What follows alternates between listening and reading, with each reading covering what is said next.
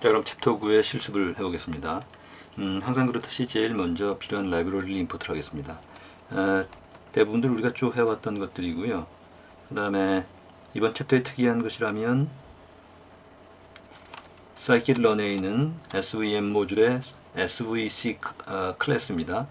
이것들을 이용하겠고, 그 다음에 ISLP 패키지에 있는 svm에 플롯 svm이라는 것이 있군요. 이걸 이용하겠습니다. 자, 다음으로 sklearn.matrix에 있는 ROC 커브 디스플레이도 이용하겠습니다. 자, 하나씩 임포트를 하죠. 자, 임포트를 했고요. 그 다음에 ROC 커브 디스플레이에 있는 from estimator, 이걸 ROC 커브라고 쇼트핸드를 잡았군요. 자, 그 다음에 서포트 벡터 클래시파이어를 하겠습니다. 크게 봐서는 서포트 벡터 클래시파이어와 서포트 벡터 머신으로 되어 있으니까 우리가 그렇게 나눠서 이용하면 되겠습니다. 자, 그래서 제일 먼저 일종의 인위적인 데이터를 만들겠네요. 그래서 X 데이터, Y 데이터를 만들었고요.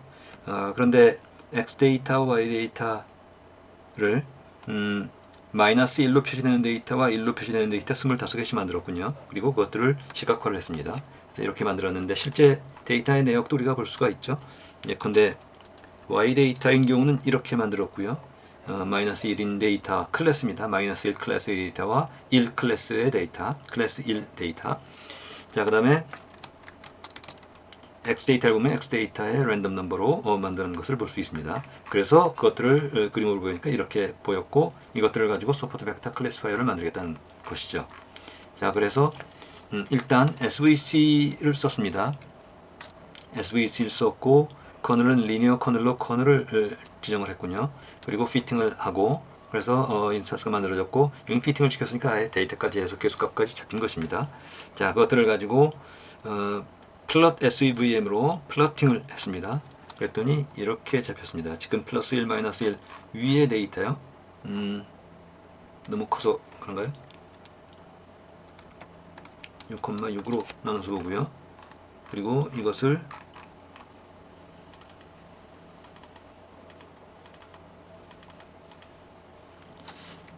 아예 없애겠습니다. 자, 그래서 6,6으로 나눠서 봤더니 이런 데이터를 서포트 클래시파이어의 C값은 자, 여기서 아예 우리가 계속 볼 테니까 한번 보시죠. sklearn.svm 모듈에 있는 겁니다. 그래서 도큐멘트를 보면 이 모듈 안에 svc 클래스가 있는데요. svc 클래스 안에 C 값이 있고요. 디그리, 감마 뭐 이런 것들을 줄 수 있습니다. 근데 C는 서포트 클래시피케이션에서 레귤레이션 파라미터이고요. 그래서 이 레귤레이션 파라미터에 의해서 값이 커질수록 레귤레이션이 강해질수록 C 값은 작아진다 뭐 이런 얘기가 inversely proportional로 잡혀 있는 걸 볼 수가 있습니다. 그 다음에 커널은 리니어, 폴리, RBF 등등을 볼 수 있고요. 그래서 여기서 지금 C 값을 일단 10으로 주고요. 커널 리니어로 해서 인스턴스를 만들었습니다. 그리고 피팅까지 시켰고 그것들을 가지고 클래시파이를 나눠보니까 이렇게 하이퍼플레이 잡혔고 그다음에 밴드가 잡혔고요. 양쪽의 클래스를 나누는 것들을 볼 수가 있습니다. 자, 그 다음에 C 값을 좀 낮춰봤습니다. 그래서 나눠봤더니 이렇게 잡혔고요. 이것도 좀 그림을 좀 작게 보죠. 그랬더니 이렇게 잡힌 거 볼 수가 있습니다. C 값을 낮췄더니 구간이 좀 커졌죠. 그러면서 서로 정확하게 구별되지 않는 것들, 이런 것들을 용인하는 그런 것들이 만들어졌습니다.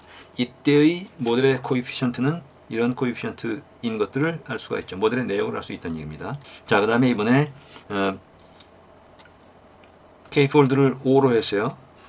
크로스 밸리에이션을 하고자 했습니다. 그래서 C 값을 0.001부터 0.01 등등의 하나, 둘, 셋, 넷, 다섯, 6개인가요? 6개의 각 지표값을 주고 이 중에서 제일 좋은 것을 찾아달라. 스코어링은 애큐러시로 잡겠다라고 해서 그리드 서치 CV를 했습니다. 그래서 베스트를 보니까 C 값이 1일 때가 제일 높은 애큐러시를 갖는다는 것을 알 수가 있죠. 이때의 민 테스트 스코어를 보니까 이런 값이 나왔네요. 이것들은 각각 C가 0.001일 때, C가 0.01일 때 1일 때입니다. 그래서 1일 때가 0.745. 여기서 보기에는 다 똑같이 나와 있지만 아마 소수점 이하로 보면 C 값이 1일 때 이때가 가장 애큐러시가 높은 것으로 판단이 됩니다. 자, 그 다음에 이번에는 새로운 테스트 데이터를 한번 만들어 보려고 합니다. 그래서 만들었고요. 그래서 이걸 가지고 다시 베스트 에스티메이터를 이번엔 CV가 아니라 직접 모델로부터 추출해 봤습니다. 그랬더니 마이너스 1인 것을 마이너스 1로 8개, 1 클래스를 1 클래스로 6, 제대로 잡힌 것이 14개이고요. 오분류가 된 것이 지금 6개가 잡혀 있습니다. C 값을 아주 낮춰봤습니다. 그랬더니 이번에는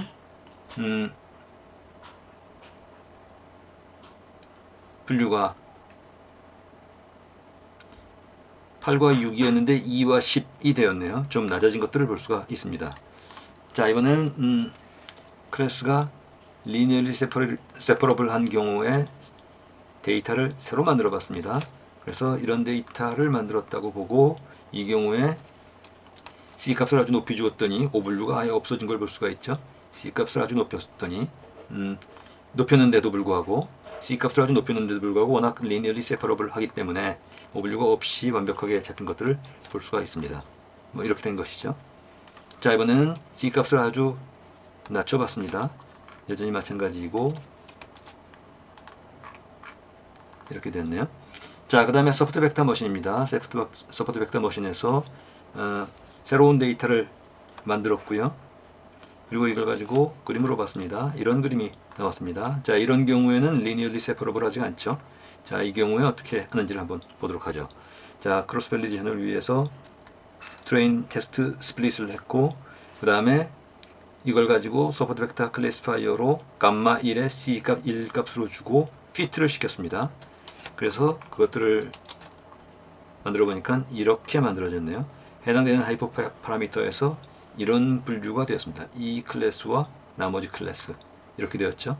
자, 이번에는 C 값을 높이면 어떻게 되는지 보겠습니다. C 값이 1 곱하기 10의 5승이니까요. 굉장히 높은 값을 주었습니다. 자, 이렇게 주었더니 피팅을 시키고 봤는데 이렇게 된 것들을 볼 수가 있죠. 앞에 비해서 상당히 조밀하게 된 것들을 볼 수가 있고요. 이렇게 되면 트레이닝 데이터에 대해서 지금 이런 결과가 나왔는데 테스트 데이터에는 아마 분명히 오분류가 많이 생기겠죠. 오버피팅의 위험성이 생긴 겁니다. 자, 그래서 이때 감마와 C값, RBF 같은 경우 감마와 C값이 하이퍼 파라미터이니까 그것들의 최저값을 찾기 위해서 그리드 서치를 했습니다. 그래서 각각 이런 지표값을 주고 이 중에 제일 좋은 조합을 찾아달라고 했습니다. 스코어링은 애큐러시입니다. 애큐러시를 가지고 테스트를 해달라 했더니 이 값이 제일 적정하다고 얘기했고, 그래서 이걸 가지고 컴퓨전 테이블을 만들어 보니까 69개, 19개가 제대로 됐고 오분류가 된 게 12개이네요. 그리고 이런 식으로 도형화된 것들을 볼 수가 있습니다. 물론 이것은 지금 2차원 데이터이기 때문에 이렇게 잘 보입니다만 차원에 따라서는 좀 다른 차원에 따라서는 이런 방법으로는 시각화가 어려울 수도 있겠습니다. 자, ROC 컵을 보겠습니다. ROC 컵에서 좀 낮춰봤네요. 그래서 이 경우에 지금 앞에서 베스트 소프트 벡터 머신의 모델로 만든 것이 지금 이런 식으로 잡혀 있습니다. 그래서 AUC 값이 0.99가 나왔네요. 굉장히 좋은 값이 나왔는데요.